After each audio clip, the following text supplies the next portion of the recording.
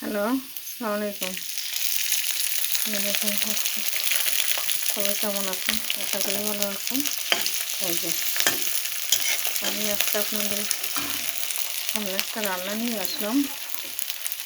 এই যে কোয়েল পাখির ডিম দিয়ে রান্না করবো, ভুনা করবো। এই যে আলু দিয়ে আমার সাথে থাকেন আপনারা আর উপভোগ করুন।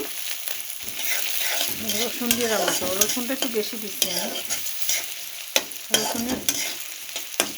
রসুন দিয়ে রান্না করবো শুধু, আর দু একটা আলু দেবো সাথে। রসুনটা প্রায় হয়ে আসছে। এখন আদা রসুন বাটা, সাথে একটু মরিচ বাটা দেব।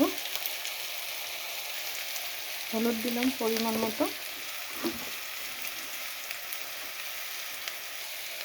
লবণ দিলাম, সাথে আলু দিয়ে ডিম দিয়ে দেব।